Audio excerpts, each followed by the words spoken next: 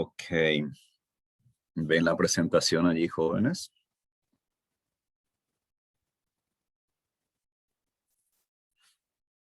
Sí, doctor. Bueno, gracias. Bueno, en nuestra clase anterior habíamos finalizado la clase ah, en consecuencias de la insuficiencia cardíaca, eh, en este caso del lado izquierdo. Y ahí deberíamos otra vez rememorar un poquito que eh, decíamos que es tan importante es ubicarnos en anatomía, ¿no? Porque tenemos que saber la gran circulación y la pequeña circulación que ya hemos hecho mucha hincapié. Entonces, cuando hablamos de consecuencia, estoy hablando de una insuficiencia cardíaca del lado izquierdo. Entonces, tengo que pensar nada más en el circuito de la organización del aparato circulatorio. Entonces, en este caso, asumimos que el problema está asentado en el corazón del lado izquierdo. Significa aurícula y ventrículo del lado izquierdo. Pensemos en la circulación, cómo la sangre retorna al corazón izquierdo. Entonces, de los pulmones acceden a la aurícula izquierda vía, lógicamente, venas pulmonares. Ya sabemos que trae sangre oxigenada y esa sangre oxigenada llega al ventrículo izquierdo, ¿no? Entonces, si tenemos una insuficiencia cardíaca del lado izquierdo, una de las posibles causas son la valvulopatía, que puede ser una fibrosis, una esclerosis pulmonar, una estenosis de las válvulas. Y eso sí produce un reflujo. Fíjese que decíamos que tan importante son las válvulas, porque cuando se produce la contracción sistólica del ventrículo izquierdo, decíamos que la válvula aurículos ventriculares del lado izquierdo debería de cerrarse herméticamente. Entonces, si tenemos alguna fibrosis o alguna esclerosis, esa válvula puede ser que no se cierre y va a quedar una pequeña abertura. Como la contracción sistólica es tan potente, eso va a generar, ¿qué cosa? Un reflujo de sangre del corazón izquierdo a la aurícula izquierda. Ok, entonces una parte de la sangre pasa al sistema aórtico y una parte de la sangre que ya estaba en el ventrículo izquierdo vuelve a la aurícula izquierda. Bueno, ahora cuando ocurre la diástole de ese ventrículo izquierdo, ¿qué va a pasar? Que esa sangre ya que ha experimentado un reflujo a nivel de la aurícula vuelve al ventrículo y lógicamente detrás de ella la sangre proveniente de los pulmones. Como esto va a ser cíclico, entonces con cada contracción sistólica ustedes van a estar teniendo un reflujo, fíjese la importancia que tiene este detalle, con cada ciclo cardíaco ustedes van a estar teniendo un reflujo de la sangre del ventrículo izquierdo a la aurícula izquierda. Entonces, por lo tanto, el llenado del ventrículo izquierdo consecuente con cada contracción, con cada ciclo cardíaco va a ser mucho más rápido. Entonces, ¿qué va a ocurrir? Que vas a tener un remanente de sangre a nivel de los pulmones. Hay un remanente de sangre. ¿Por qué? Porque el corazón derecho, si sigue trabajando con normalidad, es decir, no tiene problemas valvulares, la cantidad de sangre que llega vía vena cava son impulsadas a los pulmones. Entonces está llegando un volumen sanguíneo constantemente, pero tu llenado a nivel auriculoventricular es mucho más rápido. Entonces, ¿qué ocurre? Vas a tener un remanente de sangre a nivel pulmonar. Entonces se va instaurando un cuadro de congestión y lógicamente, fíjese, ahora comienzo a pensar en patología general. Entonces tengo instaurado un proceso de congestión pulmonar que significa aumento del volumen sanguíneo en el pulmón, lo cual implica un enlentecimiento de la circulación. Eso lógicamente va a generar un trastorno en el intercambio gaseoso. Como esto es un evento que puede ser agudo o puede ser crónico, pero cuando hablamos de valvulopatía, entonces si es un evento crónico, entonces este evento de congestión se está instaurándose paulatinamente. En la medida que pasa el tiempo, lógicamente vamos a tener un cuadro de hipoxia intravascular, intravenosa, y eso va a generarte una tumefacción de las células endoteliales, aumento de la presión hidrostática sanguínea, que ya sabemos por congestión pasiva. Entonces, tener un aumento de tu presión hidrostática, tener un cuadro de tumefacción de células endoteliales por una hipoxia relativa, que puede ser de intensidad, que va incrementándose en la medida que avanza el proceso. Y eso va a generar una extravasación del plasma sanguíneo al espacio intersticial y dentro de los alveolos. Entonces, una congestión te conduce a un edema pulmonar. ¿Ok?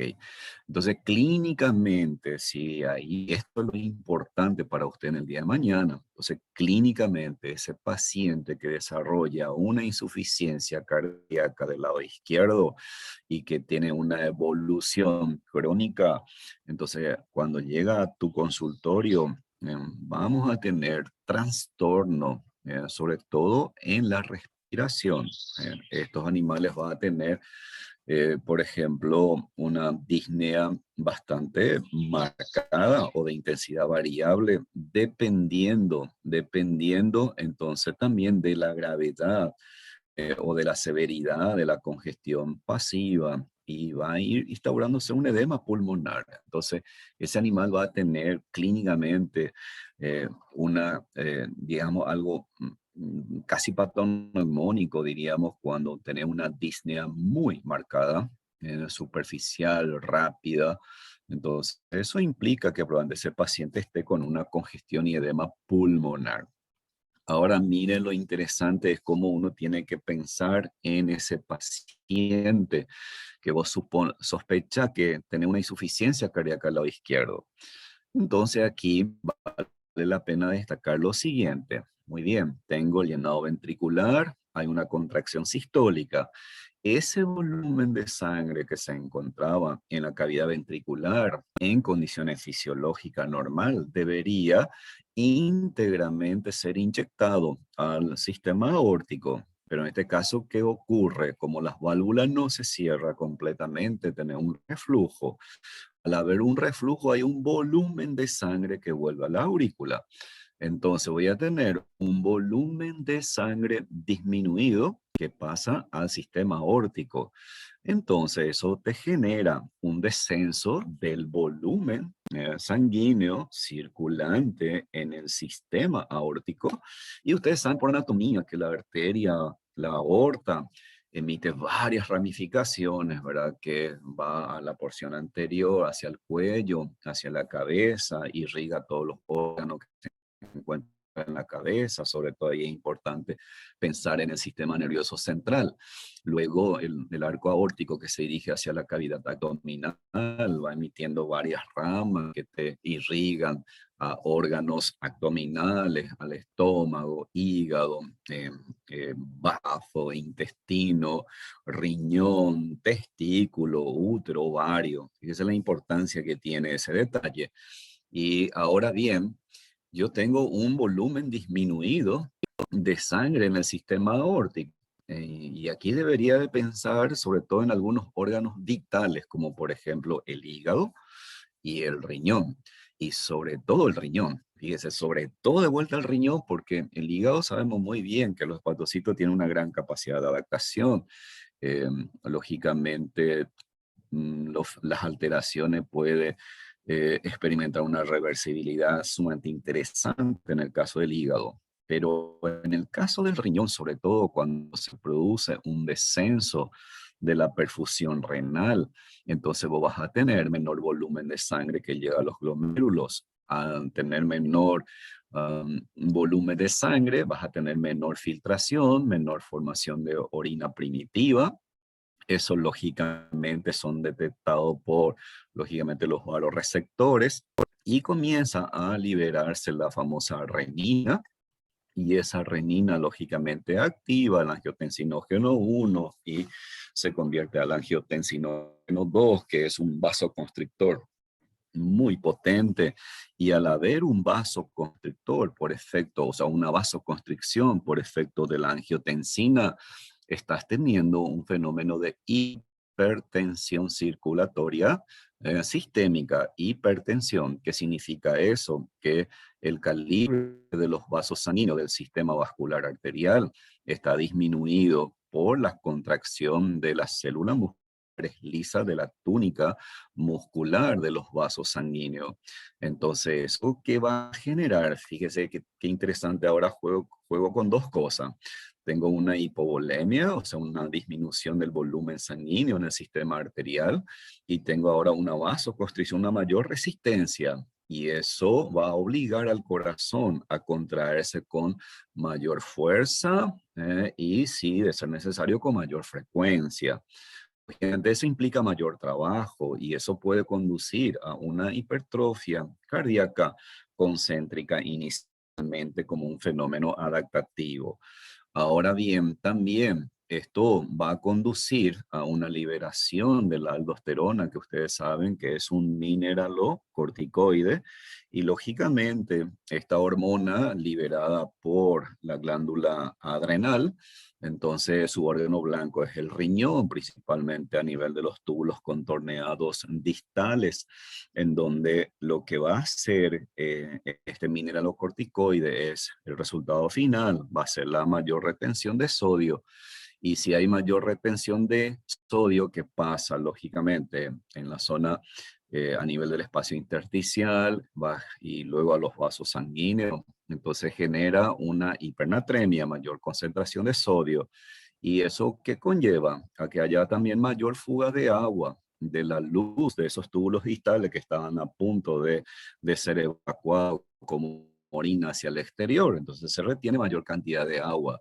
Entonces es un mecanismo fisiológico que tiene el organismo de, a sabienda de que estamos teniendo un menor volumen sanguíneo. Entonces fíjese cómo el organismo puede retener agua de tal manera a que la volemia vuelva a la normalidad. Pero ¿qué es lo que acontece? Esto es un fenómeno cíclico, un fenómeno cíclico. Con cada ciclo cardíaco está activándose este sistema, y eso conlleva a que haya una sobrecarga sobre el corazón, porque lógicamente se retiene más plasma con cada ciclo.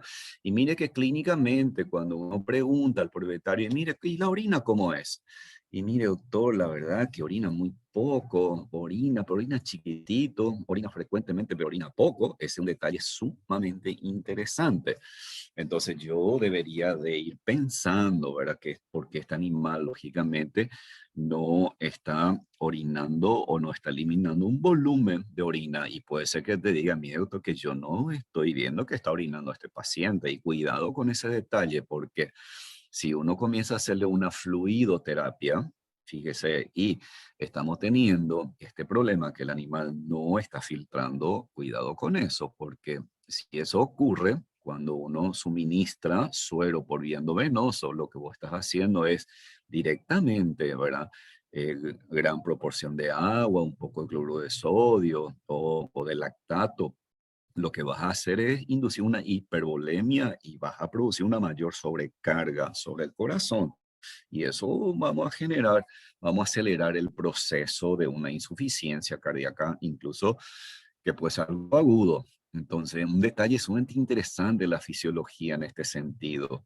Y fíjese cómo el corazón también es capaz de responder a esa retención de sodio, a retención de agua originada por el riñón y que te genera una hipervolemia transitoria con una sobrecarga transitoria sobre el corazón. El corazón le dice que qué se le ocurre al riñón que me está reteniendo tanto y yo tengo problemas. Entonces ahí se libera el famoso péptido natriurético, que lógicamente eso, su misión es que obligarle al riñón, decirle al riñón, mira, necesitamos eliminar agua de esa manera, agua y sodio, y de esa manera tratar de un poco fisiológicamente mantener la hemodinamia. Pero por lo general va este sistema, siempre que esté activo, finalmente sobrepasa totalmente a la capacidad cardíaca de inducir esa respuesta adaptativa y comenzamos a tener una insuficiencia cardíaca. Esto, lógicamente, también puede estar asociado, fíjese, a una hiperazoemia prerrenal que puede ocurrir si llega a menor volumen de sangre y tengo menor filtración. El riñón está bien, el riñón no tiene problema, solo que el riñón quiere colaborar con el corazón diciéndole, bueno, si este es el problema, yo te ayudo. Entonces, ¿qué ocurre? Como no hay filtración adecuada del plasma sanguíneo, entonces no se elimina gran cantidad de orina. ¿Qué ocurre? Se retienen los residuos. Entonces uno de los residuos que va a incrementar en ese paciente es la urea, pero es prerrenal, no es de origen renal. Entonces tenemos una hiperazoemia prerrenal o una uremia prerrenal. Y bueno, a la medida que va avanzando el proceso, ya podemos comenzar a tener edemas en miembros, edemas en cavidades, como una ascitis, como un hidrotórax, ¿sí? Entonces, eso, lógicamente, si yo comienzo a pensar, bueno, ¿cómo puedo tener edema en miembro y acúmulo de líquido en cavidades? La respuesta es muy simple, porque esto va a generar una éstasis ya en la parte posterior, cuando ya la insuficiencia cardíaca del lado izquierdo es bastante marcado. Entonces ya tengo un cuadro de hipertensión. Fíjese lo que voy a decir ahora. Tengo un cuadro de congestión y edema pulmonar muy marcado. Eso me va a conducir a un fenómeno de hipertensión pulmonar. Es decir, tengo mayor resistencia a la circulación sanguínea dentro del pulmón.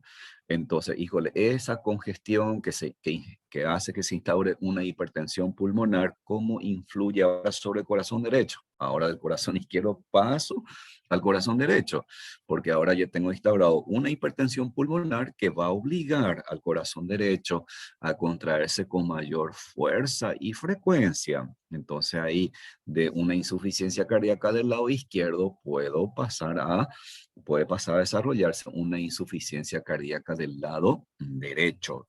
Y cuando se instaura esa insuficiencia cardíaca del lado derecho, ya voy a comenzar a tener retención o una éstasis de sangre en la circulación venosa. Y lógicamente la vena cava, craneal y caudal van a estar distendidas. Entonces pienso en las ramas de esas grandes venas y eso, en la medida que la sangre quede retenida en el sistema vascular venoso, te genera el mismo fenómeno ya explicado, una hipertensión venosa, se instaura un cuadro de hipoxia, se produce una alteración ahí pasiva de la permeabilidad vascular y eso hace que haya mayor fuga de agua, ¿no? Entonces tenés instaurado ya un edema en miembro y cavidades. Y en caso muy avanzado, fíjese, cuando ya tenemos una éstasis circulatoria importante y tengamos una congestión pasiva a nivel del hígado, entonces ya tengo comprometido ahora hígado, tengo comprometido ahora riñón, son dos órganos vitales para el metabolismo y la eliminación de desecho metabólico. ¿Qué va a ocurrir? Tengo un cuadro de hipoxia sistémico. Al haber una hipoxia, entonces, fíjese, las células hepáticas tienen menor cantidad de oxígeno para el proceso metabólico, se altera el ciclo de la urea, comienza a aumentar urea, comienza a aumentar amoníaco, y esa sustancia tiene un efecto irritante sobre el sistema nervioso. Y ese paciente puede tener convulsiones muy marcadas o puede estar o entrar en tipo colapso y eso prácticamente está asociado a un cuadro de encefalopatía hipóxica. Mire, yo le hablé bastante de la clínica porque esto es lo que en el día de mañana le espera a ustedes. Fíjese la importancia que tiene de manejar un poco los trastornos circulatorios inducidos por, lógicamente, un problema cardíaco. Vamos a ver qué más encontramos aquí. Cuando tenemos una insuficiencia cardíaca del lado derecho, entonces ahí yo pienso a pensar de vuelta en el circuito, aurícula derecha, ventrículo derecho. ¿Cómo llega la sangre a la aurícula derecha? Vía vena cava craneal y caudal. Ustedes saben que la sangre es recogida de los diversos territorios tisulares y orgánicos y la sangre venosa finalmente cae a la aurícula derecha, de ahí al ventrículo derecho y del ventrículo derecho vía arteria pulmonar al pulmón, en donde lógicamente ocurre el fenómeno de intercambio. Entonces, ¿bajo qué circunstancias podemos tener una insuficiencia cardíaca del lado derecho? Entonces puede ser a consecuencia de una hipertensión pulmonar crónica que acabo de mencionar. Fíjese cómo de repente un paciente que desarrolló una insuficiencia cardíaca del lado izquierdo ha generado una congestión pasiva a nivel pulmonar que va evolucionando lentamente de acuerdo a las causas, de acuerdo a la causa.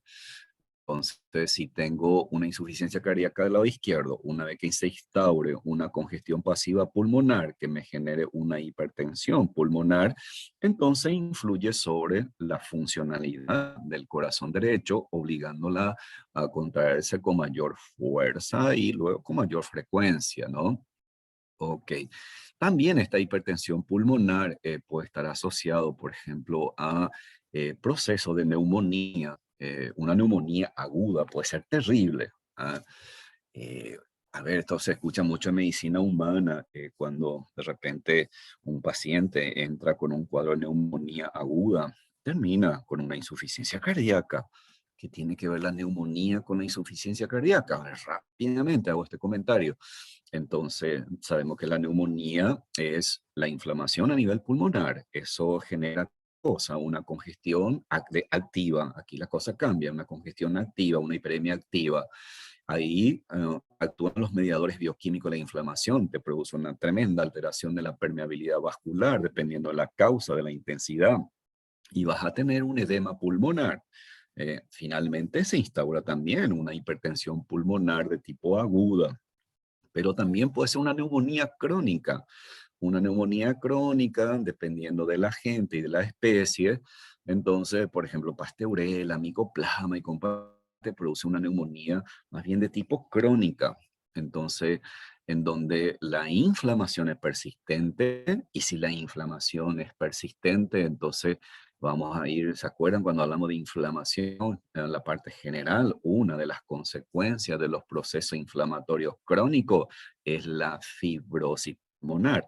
Entonces, fíjese cómo un cuadro de neumonía crónica, además de una hiperemia activa, de un edema quizás no sea tan intenso, pero que se traduzca en una fibrosis pulmonar, entonces también te genera un cuadro de hipertensión y va a obligar al corazón del lado derecho a que venza esa resistencia. ¿Ok?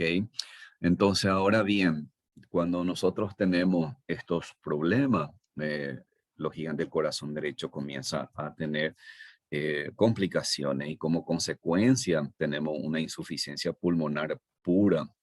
En este caso, fíjese, vamos a tener instaurado una congestión en el sistema venoso de la gran circulación.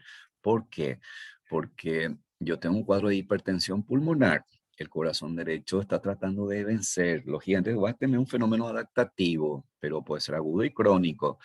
Ahora, si tiene una evolución crónica, ¿qué es lo que va a ocurrir?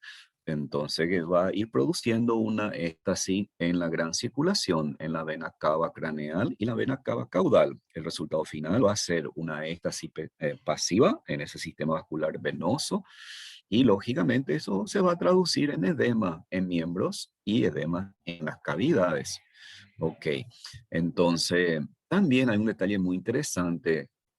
Cuando está instaurado ya una dilatación de la vena cava caudal por una éstasis o un enlentecimiento de la circulación, ¿qué va a pasar con la vena hepática? La vena hepática lógicamente drena la sangre a la vena cava. Entonces ahora yo tengo una vena cava sumamente distendida, con gran cantidad de sangre, Entonces, y esa vena hepática de menor diámetro, que lógicamente drena menor volumen de sangre, entonces queda retenida ahora dentro de las ramas de la vena hepática. Ah, ¿y qué va a pasar con el hígado?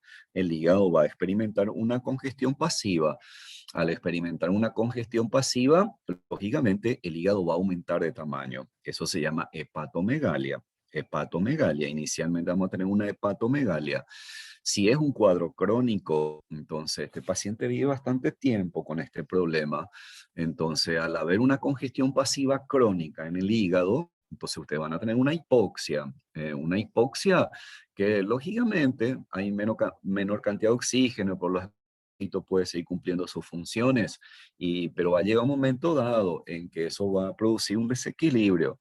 Y ustedes saben que una hipoxia crónica, los genes de la célula intenta adaptarse a la menor disponibilidad de oxígeno, ya sea trabajando menos o modificando su vía metabólica. Y el resultado final va a ser una atrofia porque dice los hepatocitos, dice, tenemos menor cantidad de oxígeno, tenemos que hacer esto, vamos a eliminar este organoide que no nos sirve más, vamos a ajustarnos y los hepatocitos comienzan a disminuir de tamaño.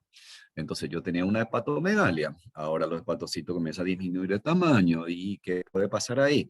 En la medida que vaya experimentando esa disminución de tamaño, voy a ir comenzando a tener una atrofia del hígado. Y eso también, siempre que haya una atrofia, los fibroblastos que se encuentra ahí en el estroma comienza a proliferar, comienza a producir mayor fibra colágena. Entonces vas a tener una fibrosis hepática. Interesante. Entonces, de una hepatomegalia yo puedo tener una atrofia eh, en estado muy avanzado.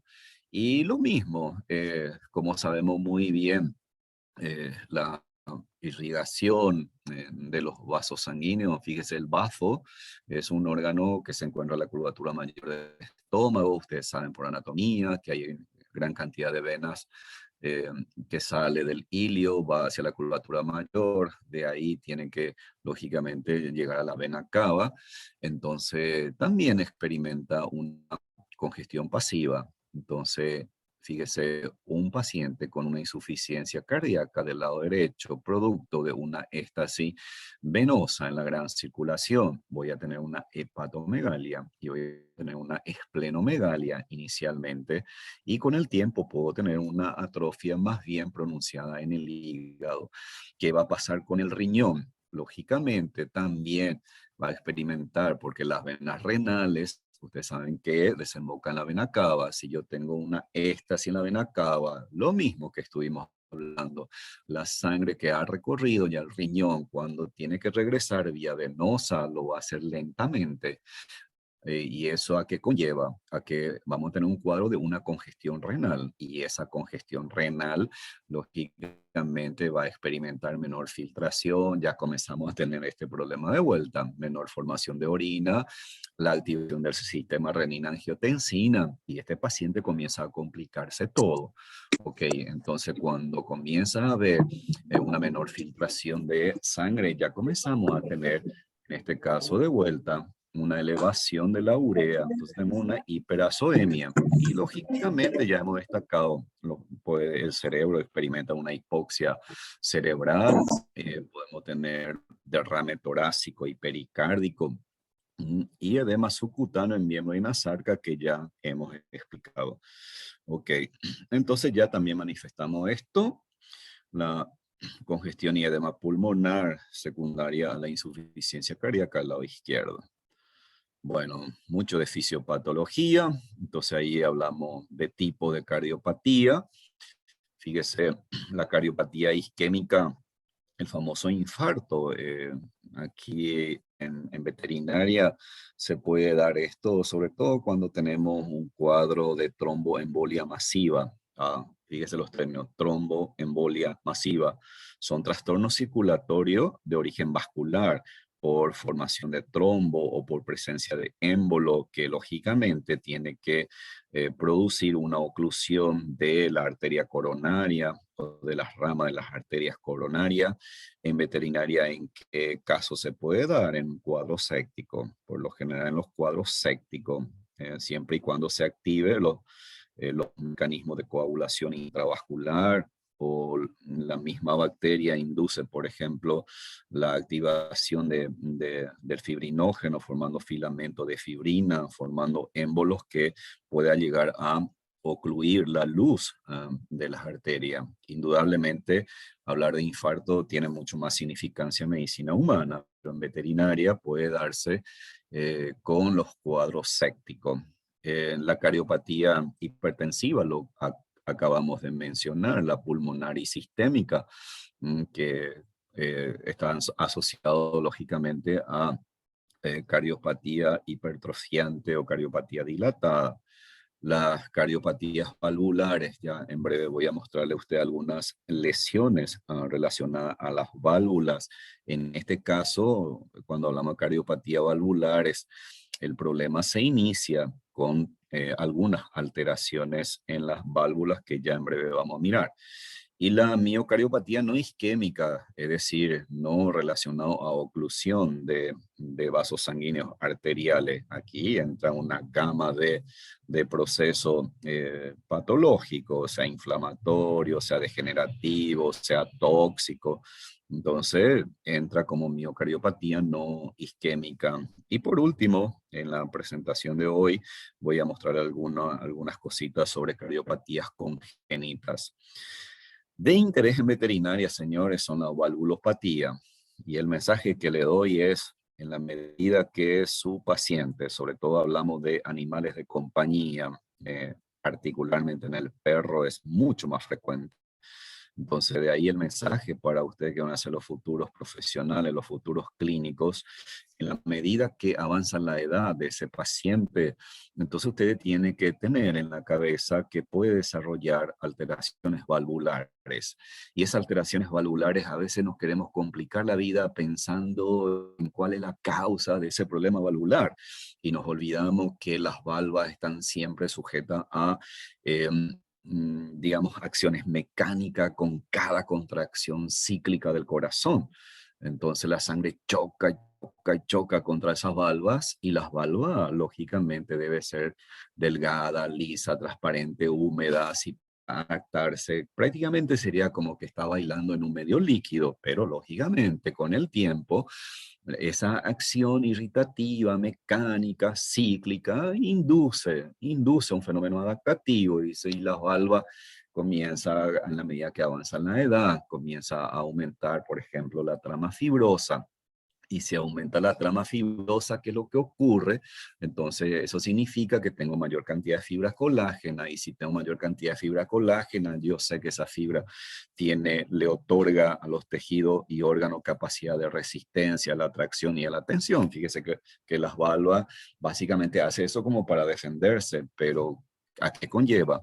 A que esa válvula tiene ahora menor capacidad de adaptarse a esas irritaciones mecánicas. Si bien es más resistente, comienza a retraerse, y eso puede generar una estenosis cuando ya está muy retraída, y lógicamente cuando llega la sangre o cuando no se puede abrir adecuadamente. Entonces no hay una apertura completa para que la sangre fluya adecuadamente. Y también podemos tener una insuficiencia o regurgitación cuando ya hablamos de una insuficiencia valvular, que es una misma fibrosis. Entonces puede ser que conlleve a una falta de cierre completa. Entonces esto va a generar un reflujo de sangre que ya explicamos, o está asociado, puede tener ambos eventos. Por lo general, aquí tengo que mencionarle a usted que los colegas que hacen cardiología hoy por hoy, entonces nos brindan muchas informaciones a los clínicos cuando te dice, mire que hay una valvulopatía, e incluso miden el diámetro de las valvas, te pueden medir el diámetro de la luz de los orificios valvulares, y te está brindando datos muy importantes.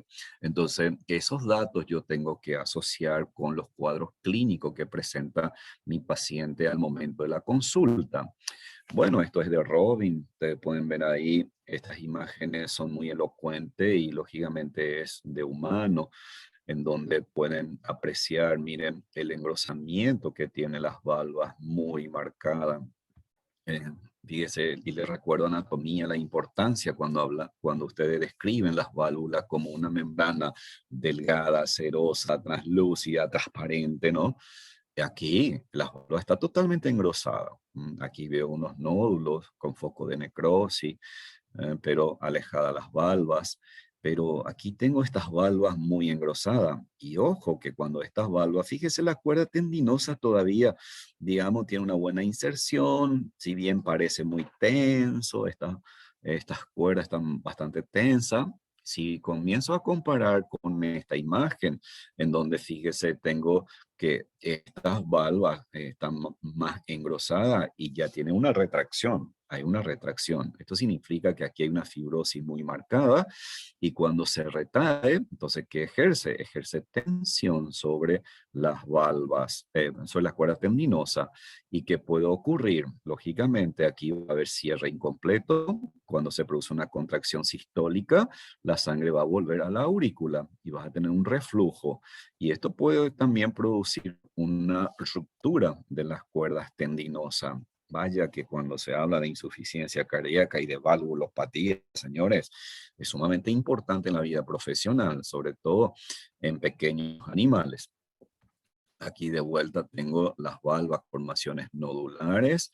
Miren, esta vista es súper espectacular porque aquí lo que se hace es, se cierra el corazón, se mira desde la aurícula y ustedes ven aquí como esta valva aquí está totalmente engrosada. Debería de cerrarse y aquí no se cierra completamente. Entonces estoy hablando de una estenosis que puede implicar falta de apertura adecuada y esto puede generar un reflujo. Aquí tengo un nódulo muy marcado, muy focalizado en una de las valvas. Fíjese, aquí también está engrosado, aquí se ve más delgado, pero de por sí hay un engrosamiento bastante importante, siendo más manifiesto justo en este sitio.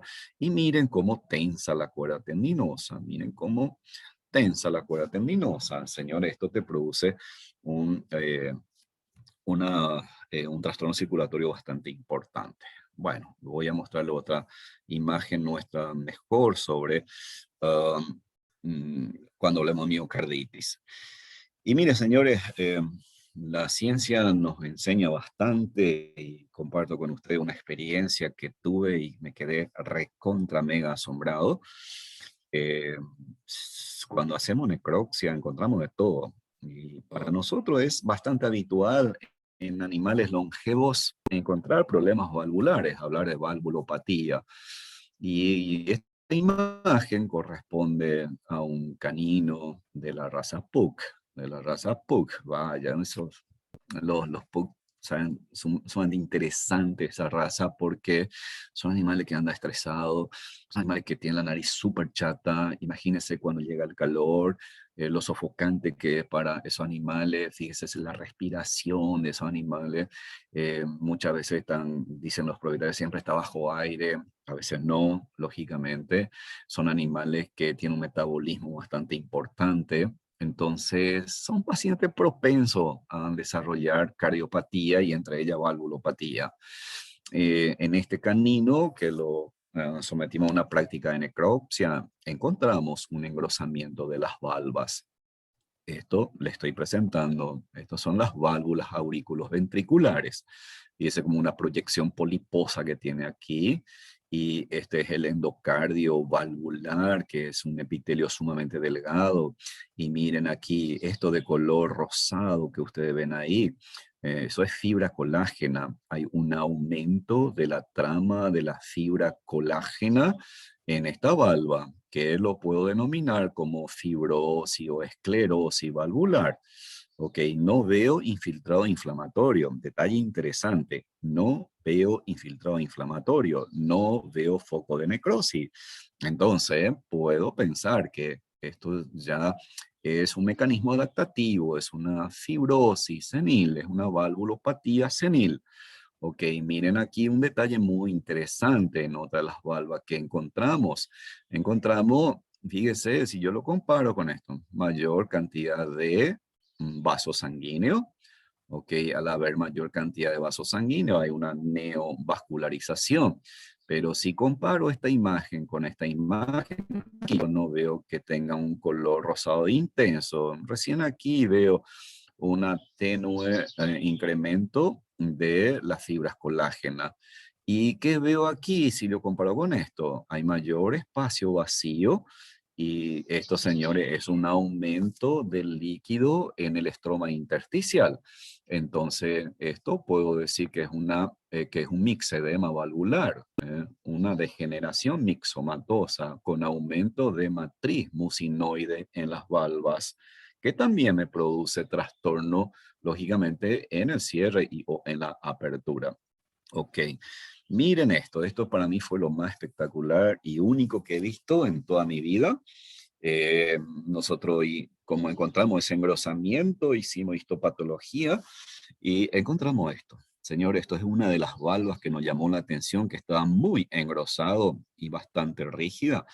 Y sorpresa, lo que ustedes están viendo, señores, son células cartilaginosas. Células cartilaginosas. En mi vida he visto esto y wow, la alegría que tuve era tremendo, hasta inclusive discutimos con la especialista, con la cardióloga, y ella está súper asombrada porque ella, para los cardiólogos o especialistas es común que hablar de una valvulopatía mixomatosa o mixedematosa, pero la primera vez que ella escuchó que había una metaplasia cartilaginosa. Entonces, esto es una metaplasia cartilaginosa valvular, increíble. Si ustedes se preguntan, pero ¿cómo puede aparecer células cartilaginosas a ese nivel?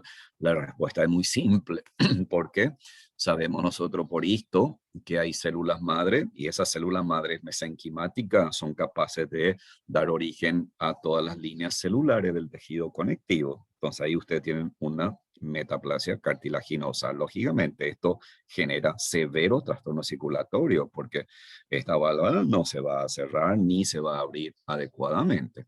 Eso es lo lindo de la patología. Ahora bien, cuando hablamos de miocardiopatía, entonces me olvido de las válvulas, voy a los músculos.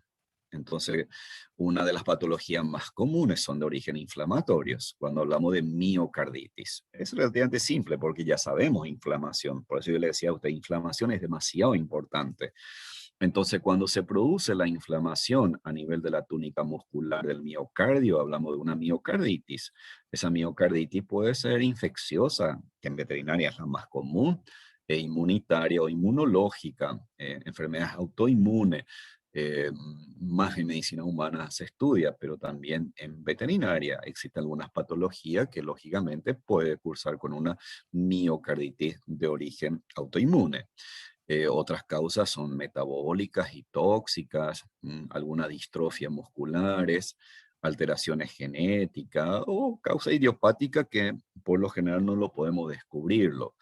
Entonces, dependiendo de las causas, esto puede conducir a una miocardiopatía dilatada, que ya hablamos de una hipertrofia cardíaca excéntrica, una miocardiopatía hipertrófica o incluso una miocardiopatía restrictiva, donde eh, hay dificultades para cuando se produce el llenado ventricular. A veces las fibras musculares están más tensas, no pueden dilatarse adecuadamente, eso te va a generar un llenado más rápido y lógicamente te va a conducir a una insuficiencia cardíaca. La miocardiopatía dilatada, entonces como ya sabemos, la caída ventricular es súper distendida y ustedes ya comienzan a ver aquí atrofia de las fibras musculares con una disminución del grosor. Entonces puede ser secundaria a miocarditis, a causas tóxicas, causas nutricionales y a esclerosis, estenosis valvular que acabamos de mencionar. Ok. Sobre todo cuando hablamos de las causas tóxicas. La causa tóxica sobre todo se da mucho en animales de compañía y me gustaría hacerle hincapié cortito aquí. Hoy en día sabemos muy bien que hay digamos, hay mucha presión sobre el ámbito de la medicina veterinaria. Hay que tener bastante cuidado con estos señores. cuando un animal ingiere sustancias tóxicas, entonces animal famoso, decimos, el animal se intoxicó, pero ahí es importante saber qué tipo de tóxico, cuál es la base química y dependiendo de la base química sobre qué sistema orgánico actúa. Eh, Te puede producir, por ejemplo, una insuficiencia cardíaca aguda. Y esa insuficiencia cardíaca aguda, señores, fíjese lo que estoy diciendo, causa tóxica, sea X, de base química, que induzca una alteración miocárdica y se traduzca en una insuficiencia cardíaca aguda, macroscópicamente, que va a generar una éstasis circulatoria en el sistema vascular venoso. Porque al principio, en paciente con intoxicación que ejerza acción sobre el sistema cardiorrespiratorio, a veces el animal comienza a tener una disnea sumamente marcada. ¿Y por qué tiene disnea? Porque no le está llegando la sangre que tiene que llegar. Lógicamente el corazón comienza a tener una taquicardia terrible. Esa taquicardia, ¿qué es lo que hace? Que la contracción sistólica y diastólica sea muy, muy, muy rápida. Entonces, lógicamente, no hay un buen llenado, no hay una buena inyección de sangre en el sistema arterial pulmonar y en el sistema aórtico. Entonces, vas a tener menor gasto cardíaco por ciclo y lógicamente va a llevar que no haya un buen intercambio gaseoso a nivel pulmonar y tener una hipoxia. Y el corazón trabaja tanto que luego de una taquicardia, cuando se agota el oxígeno, cuando se agota el glucógeno, rápidamente termina en una bradicardia y el animal fallece agudamente. Entonces, ¿cómo voy a encontrar cuáles son los hallazgos de necropsia? Señores, una congestión pasiva sistémica. Una congestión pasiva sistémica. Ok, todo lo que le estoy diciendo ahí, fracción de eyección disminuida, arritmia y una insuficiencia cardíaca congestiva significa que voy a tener una éstasis por doquier en el sistema vascular venoso y eventualmente puedo tener hemorragia asociada ya a la activación de los factores de coagulación. Entonces ahí hablamos de una embolia trombótica. Lógicamente, esto para confirmar necesitamos de histopatología. Okay, ya sabemos, esto ya hablamos bastante porque se caracteriza una miocardiopatía dilatada, cavidad ventricular, lógicamente aumentada en diámetro y pared bastante reducida. Bueno, le muestro algunos casos, porque así como les prometí hoy, tengo varios casos para mostrarle. Este es un paciente que estuvo internado.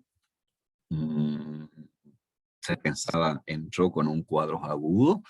La dueña sospechaba que era una intoxicación y es de la especie felina. Entonces fue sometido a los primeros auxilios, ventilación pulmonar, fluidoterapia, control de eyección de orina, etc. Y el animal, 48-72 horas y falleció. Entonces nos hicimos la práctica de necropsia y miren esto, miren el pulmón. Cuando ustedes ven el color de este pulmón, es una congestión pasiva. Tengo una congestión pasiva pulmonar. Ok, entonces tengo que pensar y tengo que comenzar a razonar por qué tengo esta congestión pulmonar. Y mire que la superficie es bastante lisa, húmeda. Creo que no hay una fibrosis y tiene algunas hemorragias equimóticas, ok, agónica. Aquí tengo el corazón y tengo también algunas hemorragias aquí en la base. Y mire lo interesante, lo que yo le decía a usted, cuando hay una insuficiencia cardíaca aguda o crónica, y sobre todo cuando la aguda, se produce un cuadro agudo, ustedes van a tener estos trastornos circulatorios consistentes en éxtasis, en la gran circulación, y en este caso también la pequeña circulación. Tengo una congestión pasiva. Y miren lo que hicimos aquí para que ustedes dimensionen y valoren este trastorno circulatorio. Miren aquí las venas. Miren el sistema vascular venoso, totalmente distendido, repleto de sangre venosa. Eso me indica que fue un evento agudo, señores, considerando la macroscopía del pulmón.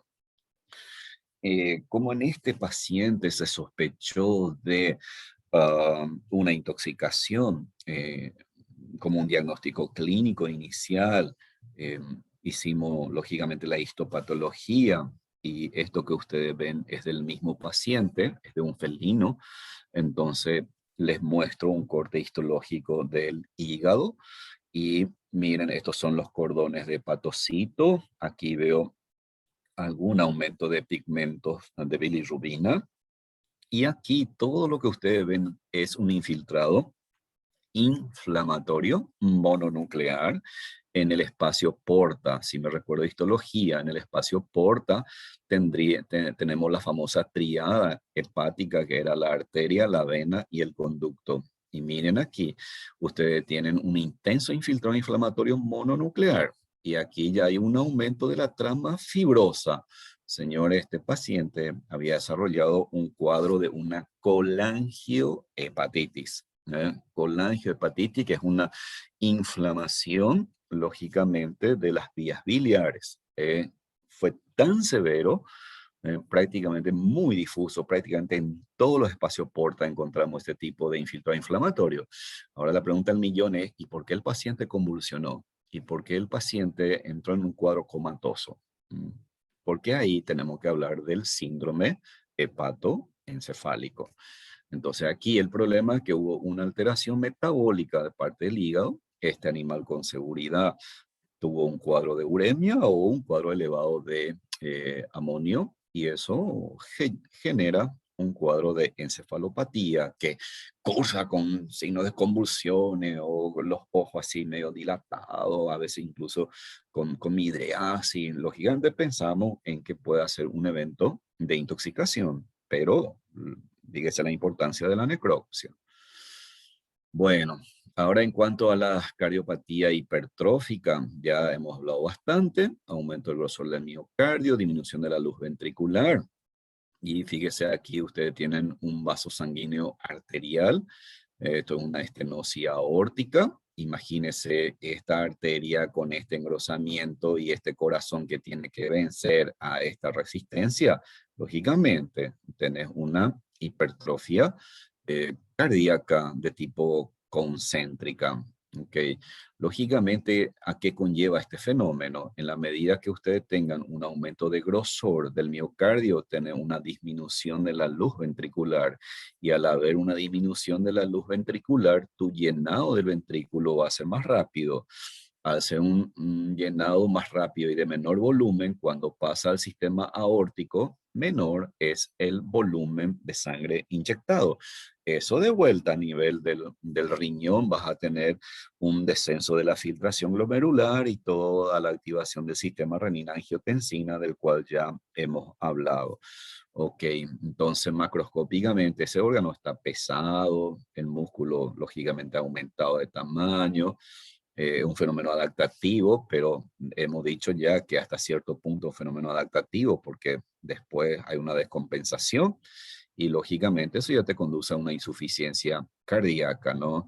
La causa más importante, estenosis, esclerosis valvular, que ustedes ya saben, y una hipertensión sistémica. Cuando hay una hipertensión sistémica, recuerden que en gran parte uno de los principales órganos que produce una hipertensión sistémica es una insuficiencia renal por liberación del sistema renina-angiotensina. Lógicamente, esto conlleva qué cosas. Si yo tengo aquí una hipertrofia cardíaca, luego se traduce en una insuficiencia cardíaca, el problema va a estar a nivel pulmonar, que ya hemos mencionado en el párrafo anterior. Veamos este caso. Aquí los gigantes también hicimos una práctica de necropsia para que ustedes vayan viendo. Fíjese el grado de engrosamiento que tiene el ventrículo izquierdo. Este animal ha desarrollado un cuadro de hipertrofia cardíaca concéntrica. Y fíjese el hallazgo a nivel renal. Este animal tiene una superficie cortical bastante irregular, la zona de transición córtico-medular un poco más engrosado, y algo llamativo, aquí en la zona medular profunda tiene unas radiaciones blanquecinas, que esto puede ser sugerente de una nefrocalcinosis. Nefrocalcinosis significa que este animal probablemente cursó con una hipercalcemia y que ha experimentado una mineralización en esta zona. Ahora, muy bien, lo que a mí me interesa hoy, como un problema renal puede conducir a una hipertrofia cardíaca concéntrica, si el corazón trata de compensar y adaptarse al problema renal, y lógicamente esto es por activación del sistema renina-angiotensina y la liberación de aldosterona. Otro caso para que ustedes vayan dimensionando lo que hoy estamos hablando. Este es también un PUC, hemos hecho una práctica de necropsia, muerte súbita, y mire, esto es cavidad torácica. Esto es cavidad torácica. Lo primero que extrajimos fue al pulmón, exteriorizamos para sacar una imagen, y miren aquí, esto, lo gigante, es una congestión pasiva terrible, ¿no? Una congestión pasiva, una descompensación aguda. El animal tenía muy buena condición corporal, yo diría excesiva condición corporal. Tuvo una congestión pulmonar, congestión y edema pulmonar súper agudo, ¿ok? Luego, fíjese, los órganos los sacamos fuera y observen aquí el corazón. Tengo un corazón que así a priori parece dilatado, pero miren lo que es el pulmón, de color azul oscuro prácticamente, fíjese, pero otra vez de superficie bastante lisa, húmeda, lo cual me sugiere que realmente fue un evento agudo. ¿Ya? Y al cortar el corazón, miren la importancia de realizar un corte transversal a nivel del corazón, y observen la tremenda hipertrofia cardíaca concéntrica con una reducción de la luz ventricular.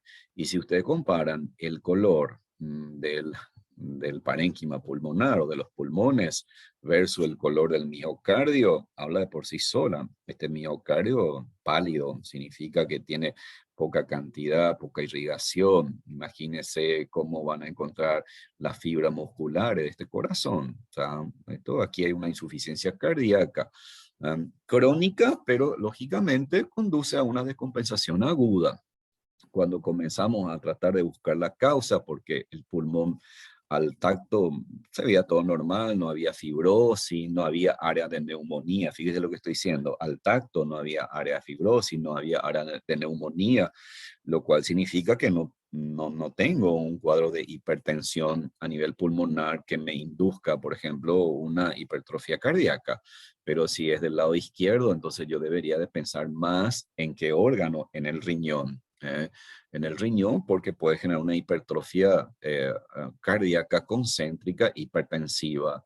Y al hacer la apertura en este mismo animal, allí ustedes encuentran las valvas engrosadas. Entonces tenemos una fibrosis valvular.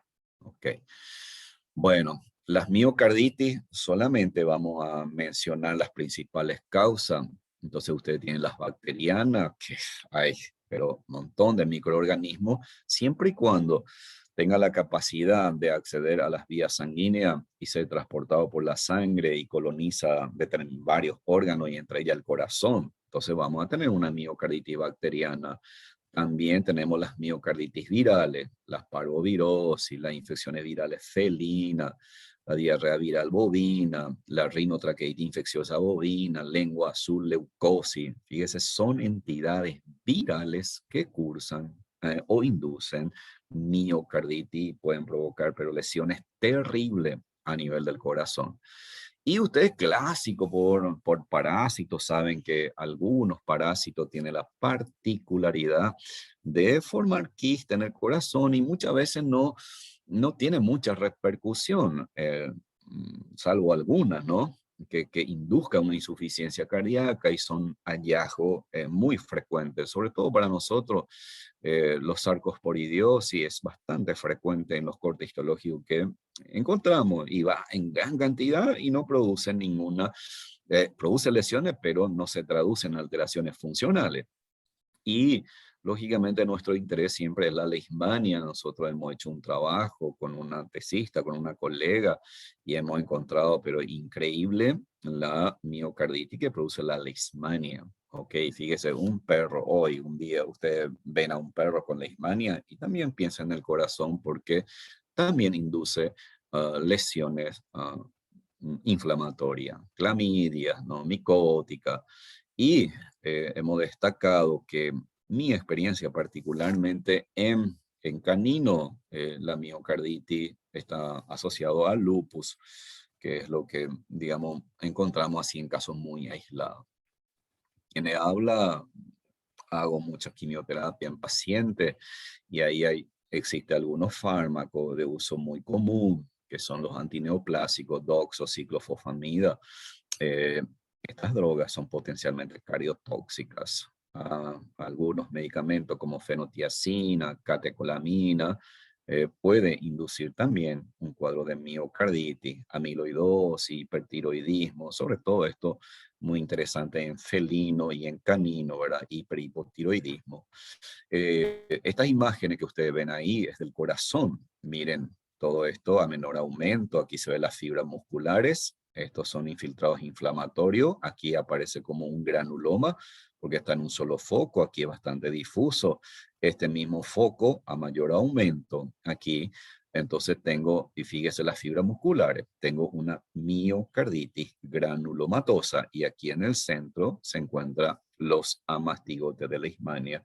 Esta imagen es nuestra y hemos encontrado en caninos. Este es un caso sumamente reciente que traigo para compartir con ustedes.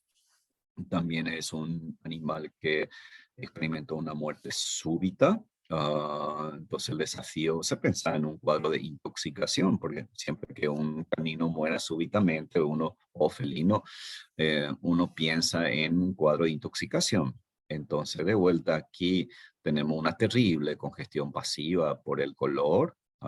En aquí, un evento agudo, indudablemente. Hicimos corte histológico de los pulmones y del corazón, está ahí abajo, entonces, y del hígado. Los hallazgos fueron sumamente interesantes. Esto es corazón, señores. Esto es corazón. Miren las fibras musculares. Esto es un infiltrado de células inflamatorias, linfocítica, plasmocítica, lo cual induce y la forma de granuloma que tiene. Entonces, significa que aquí hay una miocarditis crónica. Miocarditis crónica. Definir la causa es todo un desafío. Y miren el pulmón. Cuando realizamos un corte histológico del pulmón, también encontramos neumonía, infiltrado inflamatorio, un trastorno circulatorio importante aquí. Y esto es un bronquio. Esto es un bronquio. Y que veo estas estructuras que están aquí, células inflamatorias. Entonces veo exudado dentro de la luz bronquial. Y en el hígado, cuando hicimos los cortes histológicos, fíjese, aquí ni siquiera se puede distinguir los cordones hepatocitos porque están todos tumefactos. Algunos tienen con una citoplasma vacular de tipo lipídica, otra de degeneración hidrópica, y hay aumentos de pigmentos de hemosiderina aquí. Entonces, fíjese, si yo tengo una insuficiencia cardíaca de tipo crónica, entonces tengo una hepatomegalia, y tengo un aumento en este momento de pigmento de hemosiderina por éstasis venosa nada más. Este caso hicimos hace cuestión de 15 días. A ver, le comento porque esto es lo que ustedes van a vivir en el día de mañana, pero que no. Un animal que fue sometido a una intervención quirúrgica, posteriormente, después de unos ciertos días, hubo un desenlace fatal. Fíjese lo interesante, los hallazgos. Aquí están los dientes y aquí hay un orificio, aquí hay una necrosis, una necrosis. Miren la mucosa, fíjese, una estomatitis erosiva ulcerativa, una gingivitis ulcerativa. Interesante. Ok, y aquí también tengo una periodontitis. Este diente prácticamente cuando se lo somete a fuerza mecánica experimenta movilidad. ¿Qué me indica eso? Que afecta a los alvéolos dentarios. Ok, y miren los hallazgos. Esto es corazón. Aquí ustedes tienen una válvula engrosada. Miren el grado de tensión de la cuerda tendinosa. Entonces tengo aquí un nódulo a nivel de las válvulas auriculoventricular, ¿sí? Del lado izquierdo. El corte histológico de este segmento es este. Aquí es este. Este que ustedes ven aquí es este corte. Entonces esto es una válvula Aquí es el nódulo y aquí veo el endocardio y aquí hay un mayor engrosamiento de tejido conectivo. Técnicamente es una fibrosis valvular, ¿ok? Con un pequeño mixedema aquí. Y miren lo que es el corte histológico. Nosotros tomamos del corazón y ustedes ven aquí los infiltrados inflamatorios en el corazón. Esto es una miocarditis. Ahí me interesa saber qué tipo de célula es. Y son mononucleares, linfocitos, monocitos, macrófagos, plasmócitos. Entonces, fíjese qué importancia tiene eso. Entonces ahí yo tengo que saber si tengo este tipo de infiltrado inflamatorio. El cuadro es crónico. El cuadro es crónico. O sea, este paciente ya estaba con X patología de base. Y si fuese neutrofílico, este infiltrado inflamatorio, en ese caso debe ser o es un evento agudo. El mismo paciente, miren lo que encontramos en el riñón. Híjole, estos son los glomérulos renales, los túbulos renales. Miren el intenso infiltrado inflamatorio a nivel renal. Esto es glomérulo renal. Fíjese cómo está engrosado aquí la cápsula de Bowman. Esto hay una retracción del mesangio. Y esto que ustedes ven aquí, señores, es una matriz amorfa. Este es el espacio urinario. Esto, señores, es sugerente de una proteinuria. Entonces, con todo lo que vemos aquí en el riñón, esto es una nefritis intersticial mononuclear difusa crónica con un paciente con síndrome de proteinuria. Y a mayor aumento, este es un vaso sanguíneo y el intenso infiltrado inflamatorio perivascular, una vasculitis.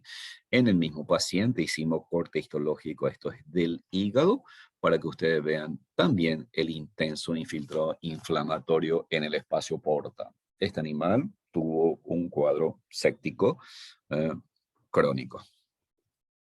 Y bueno, ¿qué podemos decir del pericardio? El pericardio es la bolsa que envuelve al corazón. El pericardio, saben bien ustedes que está cubierta por una membrana serosa que libera agua y humedece la superficie del epicardio. Cuando se produce un evento inflamatorio, entonces generamos una pericarditis. Esto ya hablamos bastante cuando habíamos analizado al retículo pericarditis traumática. Entonces puede haber si hay un infiltrado, cuando hay una inflamación, entonces tenemos una pericarditis. Inicialmente va a predominar la porción acuosa, puro líquido, pura agua a este nivel. Entonces hablamos de una pericarditis serosa. Si la inflamación es más persistente y de mayor intensidad, entonces comienza a extravasar fibrinógeno y los fibrinógenos se polimeriza y forma filamento de fibrina. Entonces tenemos una inflamación cero fibrinosa. Luego, si persiste esa inflamación, no se elimina el agente causal.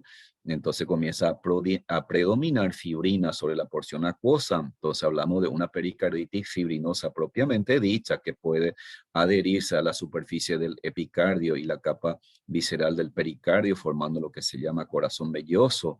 Y eventualmente si hay bacterias piógena, entonces puede inducir un proceso de liquefacción con formación de pus. Entonces ahí hablamos de una pericarditis purulenta. Si hay derrame sanguíneo, entonces hablamos de una pericarditis hemorrágica o fibrina hemorrágica, purulento hemorrágica. Podemos combinar las palabras o la clasificación de acuerdo a los hallazgos. Y eventualmente, si encuentro foco de necrosis caseosa, podemos hablar de una pericarditis caseosa en el caso de la tuberculosis, una micosis sistémica, por ejemplo. Aquí tenemos la bolsa pericárdica, fíjese el epicardio todo engrosado. Ahí hay filamento de fibrina y hay formación de pus, exudado purulento. Esto es una pericarditis fibrino-purulenta. Fíjese, cuando hay fibrina, lo que decíamos, se adosa en la medida que aumenta la trama de fibrina, como una proteína, forma filamento y lógicamente adhiere el epicardio con la hoja visceral del pericardio y se lo describe como corazón velloso. También dentro de la bolsa pericárdica puedo tener colección de sangre. Ahí hablamos de hemopericardio. Y si hay colección de pus, piopericardio o simplemente hidropericardio cuando sobre todo el agua es transparente, o sea, la secreción acuosa encontrada ahí es transparente como el agua y asociamos a un evento pasivo. Entonces ahí puedo hablar de un hidropericardio. Entre las pericarditis causa tenemos las infecciosas, virales, bacterianas, tuberculosis, hongo, inmunológica de vuelta, mencionamos aquí al lupus de interés en veterinaria. Eh, las demás patologías es bastante complicada encontrarlo indudablemente. Y otro, por lo general, fíjese, infarto del miocardio en los cuadros de shock séptico, hiperazoemia, sobre todo cuando tenemos problemas renales. La urea es muy irritante para los vasos sanguíneos, por lo tanto puede generar una colección de cierta cantidad de líquido, pero no tan importante, pero que puedo asociarlo con síndrome de insuficiencia renal. Y en el caso del bovino, el RPT, que es la retículo-pericarditis traumática, y eventualmente proceso neoplásico, si de repente las formaciones tumorales te comprime algunos vasos sanguíneos, entonces indudablemente te puede inducir lesiones, inducir una pericarditis más bien de tipo mecánica. Bueno, para ir redondeando todas las ideas, vamos a ver algunos casos. Usted tiene aquí la bolsa pericárdica, animal con muerte súbita. Muerte súbita, entonces encontramos aquí que hay colección de sangre, hemopericardio. Aquí estamos obteniendo, o sea, colectando sangre de la bolsa pericárdica al corte en ese mismo paciente. Incidimos el pericardio y ustedes ven aquí la colección de sangre, es un hemopericardio, es un evento agudo. Cuando hay un evento agudo, entonces hay que pensar en un cuadro tóxico. Puedo pensar, pero observen este detalle. El pulmón se ve rosa pálida, muy, muy, muy pálida, tuvo una hemorragia aguda. Los cuadros tóxicos por lo general va acompañado de una insuficiencia cardíaca aguda con congestión pasiva. Entonces debería en este caso buscar otra causa. Este animal desarrolló un cuadro de hemangioma, un tumor benigno de los vasos sanguíneos que estaba localizado en la aurícula y hubo una ruptura de esa neoplasia y tenemos una hemorragia importante dentro de la bolsa pericárdica. Ya aquí vemos, esta imagen ya lo vimos como piopericardio y corazón velloso. Esto es un caso en un frigorífico cuando estuvimos trabajando. Entonces encontramos aquí una miocarditis con una necrosis gaseosa granulomatosa. Cuando uno encuentra este tipo de lesión, hay que pensar en causas parasitarias, eventualmente en la propia TBC. Eh, Otro caso sumamente interesante, paciente con muerte súbita, y fíjese, este detalle es muy interesante. Si comparamos esta imagen, fíjese, también tengo colección de líquido, pero es pura sangre. Este paciente con muerte súbita, en teoría, entonces también tenía colección de líquido. Incidimos el pericardio y miren la colección. La colección de líquido es bastante turbio. Ojo con eso, es muy turbio. Entonces puedo pensar en un exudado. Ah, si es un exudado, es un evento inflamatorio. Ah, y si es un evento inflamatorio, puede ser fisiológico y patológico, pero a este nivel no puede ser fisiológico, tengo que pensar en patológico. Entonces aquí, si veo un exudado con esta característica, señores, aquí hay que buscar algo infeccioso. Miren el corazón con múltiples hemorragias petequiales, equimóticas muy difusa, y aquí la colección con la jeringa para demostrar la turbidez de ese contenido. Es un evento patológico. Ustedes tienen otro caso, aquí un paciente con muerte súbita, aquí tenemos focos neumónicos, así una tromboembolia. Esto es un cuadro de tromboembolia pulmonar. Este animal con seguridad ha desarrollado una patología sistémica, ¿no? Y fíjese cómo macroscópicamente se traduce. En este caso, hace poco fuimos a ver en un establecimiento, mortandad de ovinos, hicimos la necropsia, me acompañó una señorita que está por acá. Entonces aquí hay una colección me llamó la atención el timpanismo abdominal Y miren la secreción bilateral, espumosa, blanquecina en ovino. Eso es interesante en ovino y tengo que pensar que probablemente esto que estoy viendo aquí hay algún problema inflamatorio a nivel pulmonar. Aquí ustedes tienen el lóbulo diafragmático, esta zona así carnosa que se ve aquí, es zona de hepatización, se escribe como hepatización. Roja a gris. Esto sería hepatización gris, hepatización gris, hepatización roja. Significa que hay áreas de neumonía y hay colección de líquido dentro de la cavidad torácica o de vuelta el color es turbio. Entonces tenemos un exudado dentro de la cavidad torácica. Significa que aquí hay una neumonía. En este paciente hicimos una toma de muestra de este nivel en los focos neumónicos y señores, lo que ustedes están viendo ahí es un corte histológico de un pulmón. Este es un vaso sanguíneo de grueso calibre y esto es un trombo. Esto es un trombo, es una trombosis vascular, infecciosa lógicamente. Bueno, solamente a manera de mencionarle a ustedes, las cardiopatías congénitas son muy variadas. En medicina veterinaria, solamente si lo buscamos de manera activa, lo podemos encontrarlo. Por lo general pasa desapercibido. Muchas veces nacen los animales, los gigantes muertos, o nacen vivos, mueren muy rápidamente. Y bueno, se murió el animal. Nadie practica la necropsia. Entonces, si pudiéramos hacer una investigación metódica, quizás vamos a encontrar y dimensionar. Solamente quiero mencionarle a ustedes que puede haber, ustedes saben por anatomía, que los ventrículos y aurículas están separados por el septum interventricular y puede ser que no se desarrolle ese septum y entonces van a tener ustedes una comunicación interventricular. Puede haber una comunicación interauricular. Esto va a conllevar a serio trastorno circulatorio.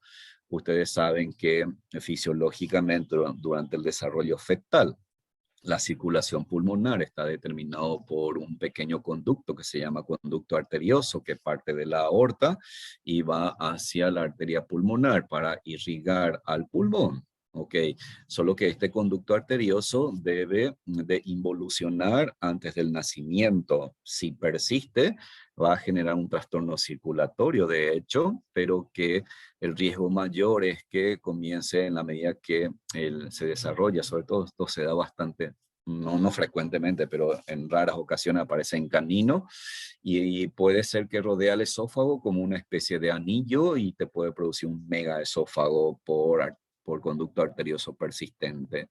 Luego existe un complejo que se llama tetralogía de Fayot, que en este caso tenemos una comunicación interventricular, puede haber una obstrucción del tracto de salida del ventrículo derecho, aorta cabalgante sobre aquí el septum interventricular, hipertrofia del ventrículo derecho. Lógicamente esto es un complejo de anomalía que indudablemente los animales van a morir en poco tiempo. Puede haber estenosis de la arteria pulmonar, estenosis de la aórtica, coartación o estrechez, transposición de las grandes arterias. ¿Qué significa eso? Cuando, por ejemplo, la arteria aorta se origina o se comunica con el ventrículo derecho, y en ese caso la arteria pulmonar se comunica con el ventrículo izquierdo. Eso se llama transposición de las grandes arterias.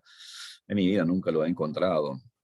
Comunicación aurículo-ventricular por defecto, por persistencia de agujeros, atresia tricúspide, tronco arterioso, o sea, una serie de anomalías que lo menciono aquí, pero digamos, determinar la presencia de la misma nos obliga a practicar necropsia en animales recién nacidos. Esto es de Robbins, la transposición de las grandes arterias, esto es ventrículo derecho, la arteria aorta y el ventrículo izquierdo con la arteria pulmonar. Entonces hablamos de transposición. Y por último, neoplasia. Solo menciono aquí a grandes rasgos, señores, en el corazón. El corazón puede ser asiento de neoplasia primaria, secundaria o metastásica. Podemos encontrar mixoma, lipoma, fibroelastoma a nivel de los músculos papilares, ractomioma, sarcoma, angiosarcoma. rhabdomioma es del músculo, recuerden eso. Y formaciones metastásicas, los carcinomas mamario, pulmonar, eventualmente melanoma, linfoma, que es muy frecuente en canino, y la leucosis bovina. La leucosis bovina, señores, tiene increíble cómo infiltra al corazón. Y tenemos también timoma y quimiotimoma, que son formaciones neoplásicas de tipo metastásica. Bueno, ¿qué importancia tiene la presencia de neoplasia en el corazón o en el pericardio o dentro de la cavidad torácica? Lógicamente puede tener consecuencias directas sobre el corazón, porque puede comprimir, lógicamente, al corazón, puede comprimir o ocluir los grandes vasos sanguíneos y favorecer la formación de tromboembolia. Y consecuencia indirecta, si produce infiltraciones, si produce lesiones, vas a tener un proceso inflamatorio como una endocarditis, como una miocarditis, que puede activar lógicamente los factores de coagulación y tener una endocarditis trombótica, una cariopatía carcinoide y feocromocitoma, etc. Y cuando se habla de neoplasia, a veces intentamos hacer la quimioterapia, pero tengo que conocer las posibles consecuencias de las drogas sobre el corazón. Aquí tienen ustedes un caso clínico de un paciente con disnea, un paciente que tiene una regurgitación muy frecuente y lógicamente dentro del tórax, esto es pulmón. Miren el pulmón, la palidez que tiene, un aspecto enfisematoso. Y esto que ustedes ven aquí es una masa muy grande que rodea todo el corazón. Entonces, este fue un caso de timoma. El timo es un órgano linfoide que debería de involucionar antes de la pubertad y lógicamente este órgano ejerce presión sobre el corazón y eso te va a generar severo trastorno circulatorio. Este fue un caso también sumamente interesante. Miren aquí el pulmón, rosa salmón, se ve bastante normal el pulmón. Ahora tengo este vaso que está aumentado de tamaño, tengo una esplenomegalia y tengo aquí este órgano tan voluminoso. ¿Será que es el corazón? En realidad también es una masa tumoral dentro de la bolsa pericárdica. Y decirle a ustedes, señores, que cuando tienen un paciente con disnea, señores, usted como médico comience a concentrarse en la cavidad torácica, comience a concentrarse en la cavidad torácica. Hoy en día tenemos especialistas en el área que nos puede ayudar a hacer un buen diagnóstico. O si tengo formaciones tumorales en algún sitio como mama, como hueso, o tumores así visibles, señores, tengo que pensar, mire, como es interesante estos casos, si vos tenés formaciones neoplásicas en algún sitio y el paciente está con disnea, cuidado con eso, porque es muy posible que haya metástasis a nivel pulmonar.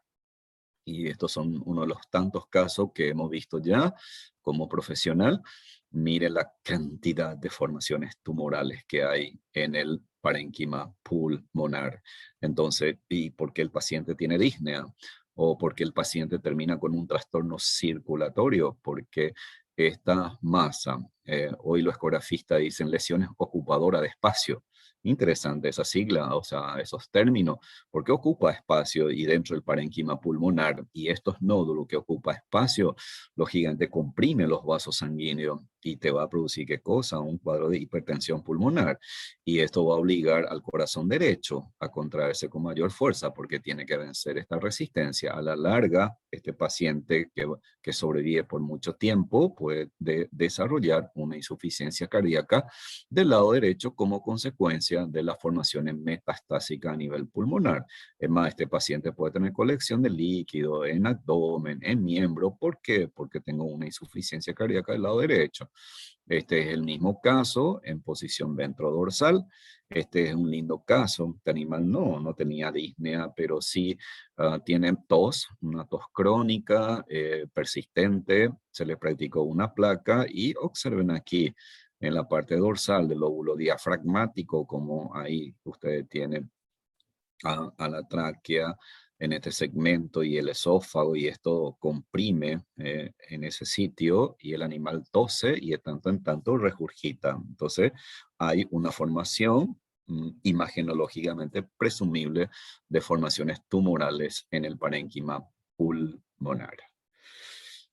Bueno, tratando de hacer y de compartir un resumen y de compartir experiencia con ustedes.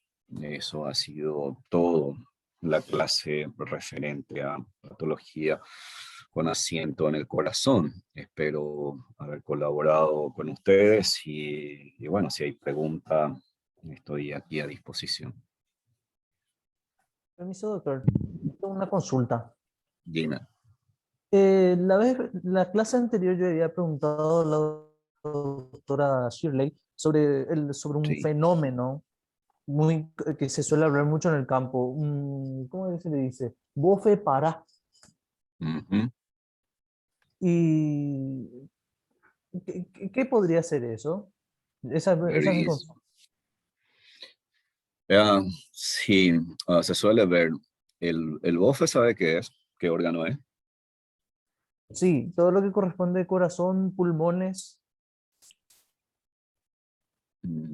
Sí, el bofe es el pulmón.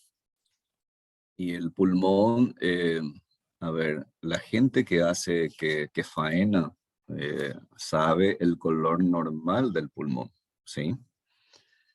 Y he visto experiencia en el campo, esa persona dice, el famoso bofe para, puede asociarlo a eventos inflamatorios, como por ejemplo la neumonía, que vos vas a tener, por ejemplo, la hepatización roja y gris. Eso ya llama la atención a esa gente porque ve color diferente, que ellos dicen.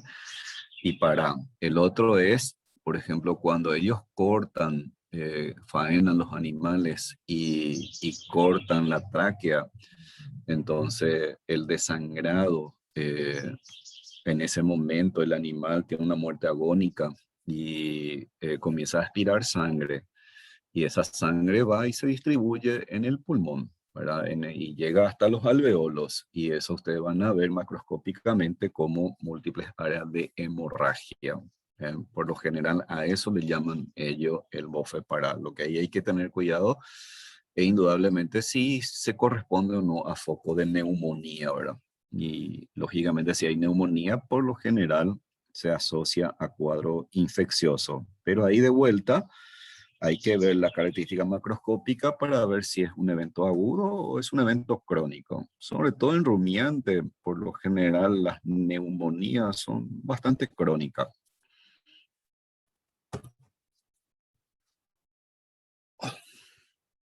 Muchas gracias, doctor. Bueno, otra pregunta. Doctor, yo tengo una pregunta. Yes. El famoso soplo es una valvulopatía. Sí. El famoso soplo es la regurgitación de sangre que hablamos en una contracción sistólica. La sangre que llegó al ventrículo izquierdo se llena el ventrículo izquierdo, biofísica, aumenta tu presión sanguínea dentro del ventrículo, llega a un punto dado que cierra las válvulas aurículos ventriculares y se produce la contracción y la sangre debería salir por las semilunares hacia la aorta y hacia la arteria pulmonar. Entonces, si sobre todo las válvulas aurículos ventriculares, cuando no se cierra herméticamente durante la contracción sistólica, tener un reflujo de sangre, entonces a eso se denomina regurgitación. Bueno, mire, ya podemos decir que por el efecto de la pandemia no tuvimos oportunidad de ocultar por lo menos un corazón, ¿verdad? Pero no es tan fácil, hay que estar practicando a diario, a ocultar el corazón. Yo soy de esa persona que cuando hago clínica voy con un estetoscopio y oculto el corazón y uno tiene que educar al oído para percibir eso. No suele ser tan sencillo, pero se logra con el tiempo. Ok, gracias, doctor.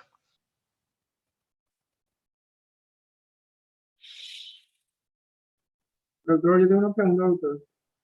Dime. Doctor, ¿de qué se trataría sobre la miocardio, perdón, la miocardiopatía restrictiva? Cuando vos tenés, por ejemplo, ves que cuando para que se produzca un llenado adecuado del ventrículo, de los ventrículos, entonces la fibra muscular cardíaca tiene que estar como más relajada para que te permita una dilatación y un llenado adecuado. Entonces, esas fibras musculares pueden estar más tensas de lo normal, entonces no experimenta una distensión adecuada y tampoco vas a tener un llenado adecuado. Entonces ahí hablamos de una miocardiopatía restrictiva. Em, no se sabe muy bien las causas, se asocia mucho a causa idiopática o a fenómenos hipertensivos, ¿verdad? Pero al final te produce una insuficiencia cardíaca por un llenado inadecuado y por una inyección inadecuada de volumen sanguíneo con cada gasto cardíaco o ciclo cardíaco.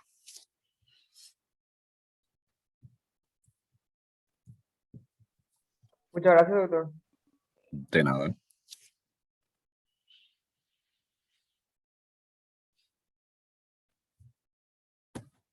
Bueno, si no hay pregunta,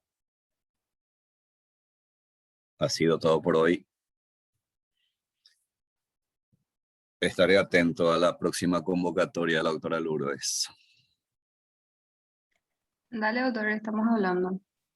Bueno, gracias. Hasta luego, jóvenes.